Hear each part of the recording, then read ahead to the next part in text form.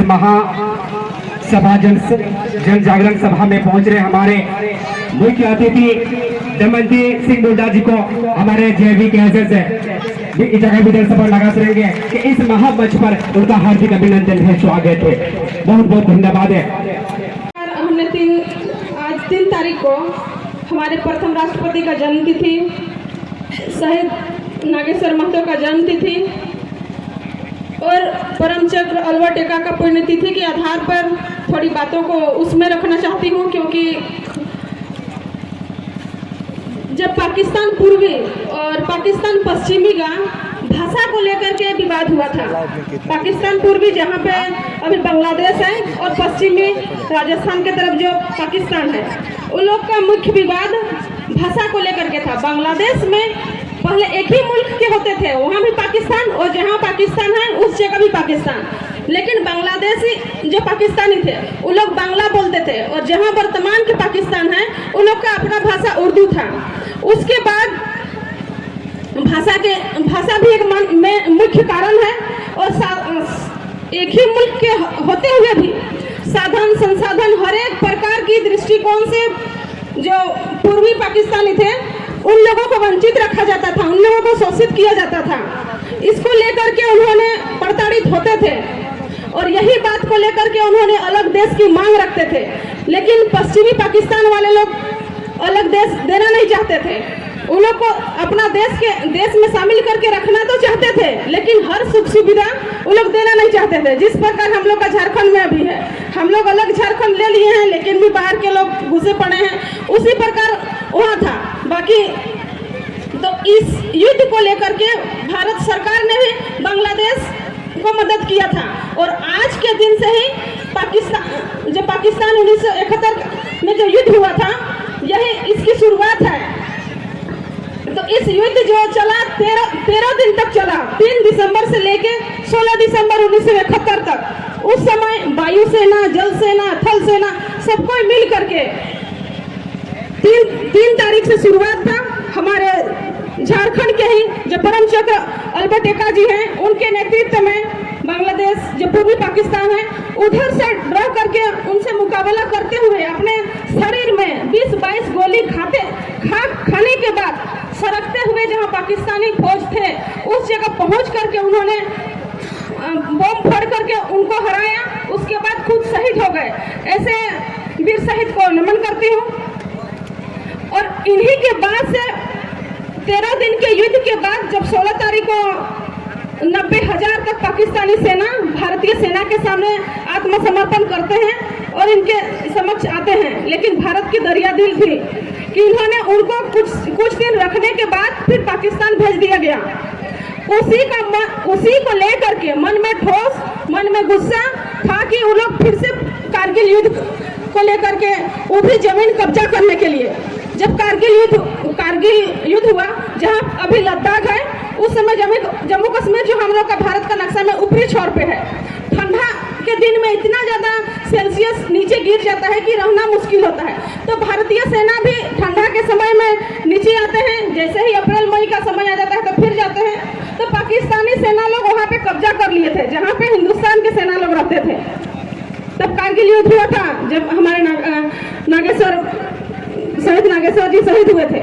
तो वही समय जब उन्होंने वहाँ पे कब्जा किए तो ये लोग नीचे तरफ से जाके लड़ाई किए, और लास्ट में हम लोग का भारत का झंडा टाइगर हिल वहाँ पे टाइगर हिल में लहराए।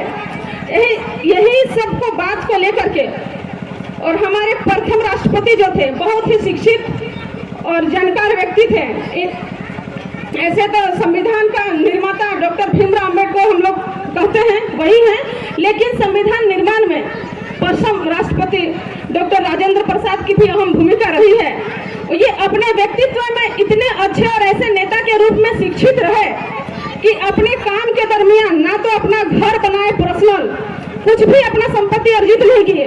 आज के जमाने के नेता मंत्री लोग इतना ज्यादा संपत्ति अर्जित कर लेते हैं कि ईडी अगर उनको पीछा करती है, पूछती है, तो भागते हुए कहाँ छिपते रहते हैं। और इस प्रकार उस समय हमारे प्रथम राष्ट्रपति जी थे कि अपने कार्यकाल में अपना घर तक नहीं बनाए थे।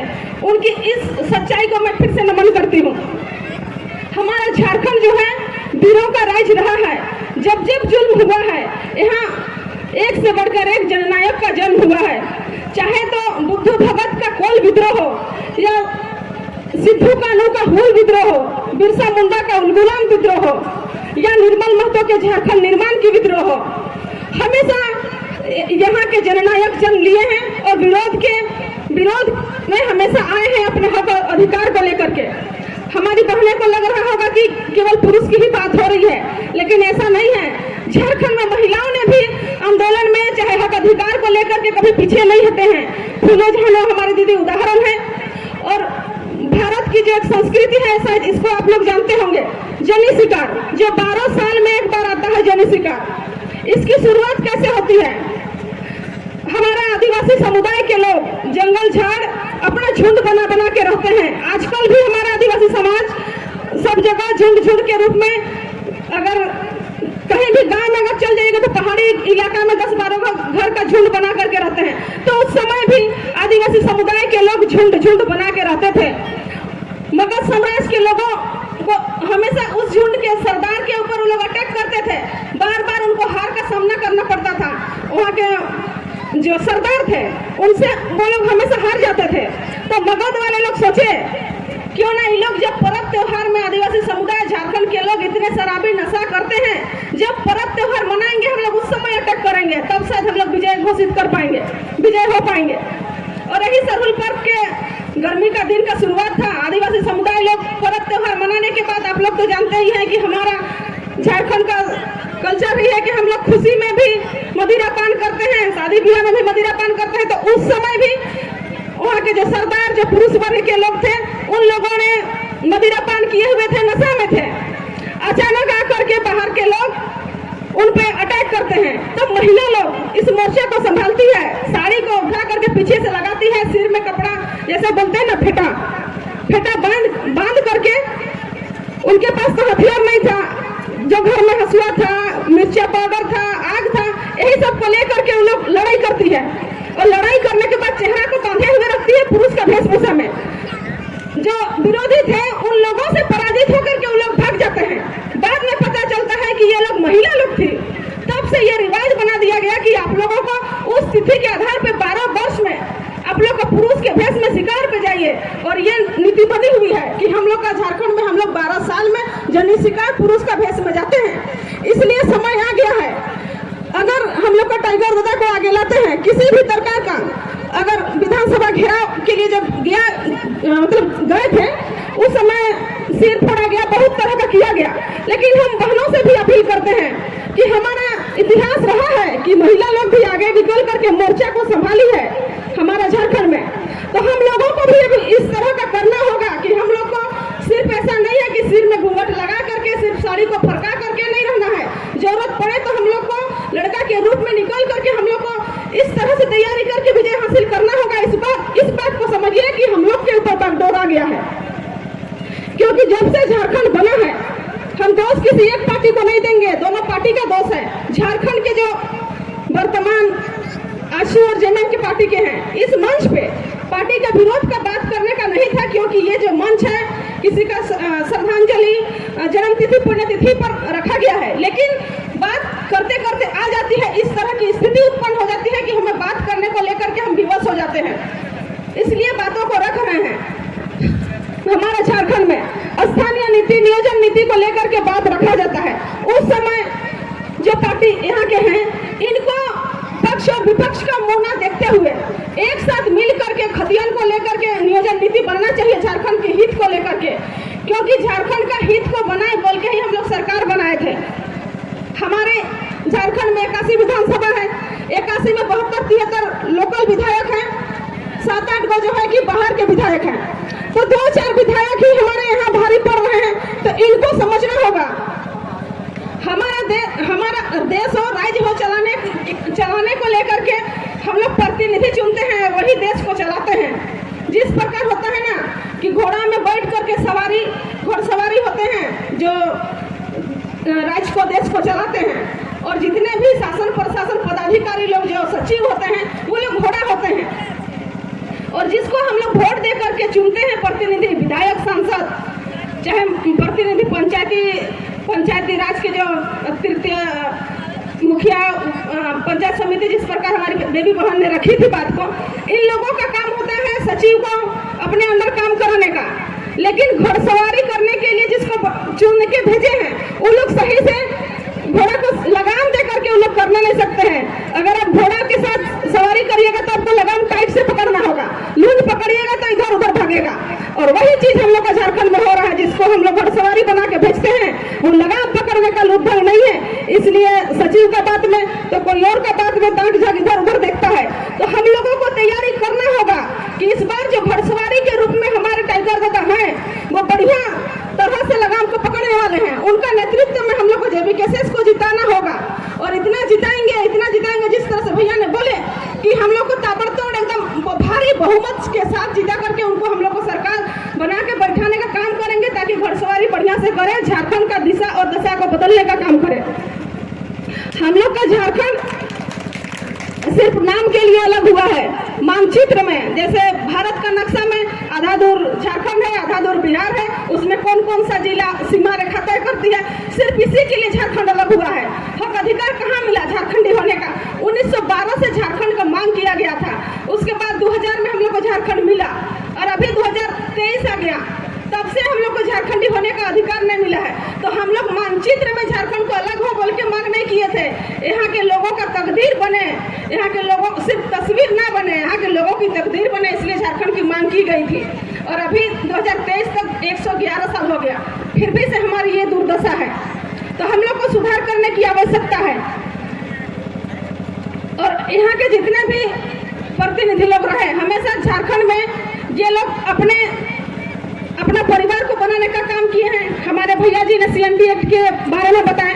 CNT एक्ट जो 1908 में बना था, उसमें छोटानागपुर काश्तकारी अधिनियम में था कि अगर आदिवासी का जमीन, अगर ST का जमीन थाना क्षेत्र के ST ही खरीद सकते हैं, मतलब एक ही थाना क्षेत्र के अंतर्गत होना चाहिए। हम लोग का तमाड़ थाना है तो हम लोग का तमाड़ थाना में, आप लोग का इचागढ़ थाना है तो वही के लोग उस जगह का जमीन खरीद सकते थे। और OBC का जमीन जिला के अंदर दूसरा OBC खरीद सकता है और जनरल जमीन कोई भी खरीद सकता है। तो इसमें अभी हेमंत सोरेन थाना का जो ब्रैकेटिंग है उसको हटाने का काम कर रहे हैं। थाना का ब्रैकेटिंग होते हुए भी यहाँ का जमीन को लोगों ने खरीद लिया। अगर थाना का ब्रैकेटिंग अगर हट जाए तो फिर क्या हो सकता है, समझ सकते हैं। ब्रैकेटिंग रहते हुए हम लोग का जमीन जो है कि शहरी इलाका में बिक के खत्म हो गया है, अगर ब्रैकेटिंग हटा दे तो क्या हो जाएगा? हम लोग तो धीरे धीरे समाप्त हो जाएंगे। कहीं ऐसा ना हो जाए कि झारखंड में भी कोई आदिवासी मूलवासी के लोग रहते थे जो चिड़ियाघर में नजर आएंगे। हमारा सब कुछ समाप्त हो जाने के बाद हम लोग का क्या दुर्दशा होगा? इस चीज को समझने की जरूरत है। और हेमंत सोरेन क्यों हटा रहे हैं, इसके पीछे भी लॉजिक है, इसके पीछे भी सोचने वाली बात है। वो रहे निमरा रामगढ़ के रहने वाले, उनका जमीन दुमका में है, रांची, धनबाद, मतलब दूसरा जिला के बाहर है। ईडी उनके पीछे पड़ा हुआ है, ईडी उनके पीछे पड़े हुए हैं। 5 बार उनको बुलाया गया, सामने नहीं आ रहे। किस लिए? इसलिए वो नियम को ला रहे हैं कि थाना का ब्रैकेटिंग हट जाए। तो हम जो कहीं कहीं खरीदे हैं, इस चीज का विरोध ना हो, इस चीज में हम साफ सुथरा निकले। गलत है वो, इसी के लिए भाग रहे हैं।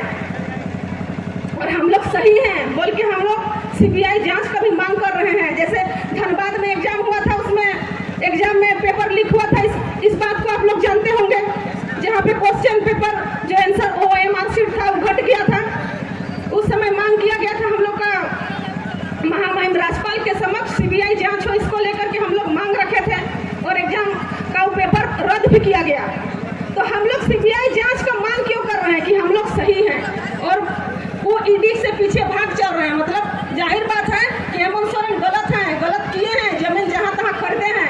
आदिवासी ना है हेमंत सोरेन, तो आदिवासी का जमीन तो अपना थाना क्षेत्र में खरीदते, नाम बदल के दूसरा जगह लिए हैं। इसको बचने के लिए जो है कि थाना क्षेत्र का जो ब्रैकेटिंग है उसको हटाने का काम कर रहे हैं। इस बात को समझने की जरूरत है। तो रही बात, हमें छोटी छोटी मांग को लेकर के हमेशा आंदोलन करते रहना पड़ा है। हमारे यहाँ के पूर्वज अजित महतो, धनंजय महतो जो शहीद हुए हैं, उनकी भी यही स्थिति है। उनका क्या कसूर था? अगर कोई भी क्षेत्र, हमारा क्षेत्र खेती बाड़ी करने वाला क्षेत्र है, यहाँ पे अगर सूखा होती है, हमारी फसल नष्ट हो जाती है, तो सूखा घोषित करने के लिए हम लोग मांग करेंगे कि नहीं? यही मांग करने के लिए वो भी एकजुट हुए थे, तब उनके ऊपर गोली चलाई गई थी। हम लोग का झारखंड में हमेशा अत्याचार होते रहा है, हम लोग इसका विरोध करते रहे हैं। तो अब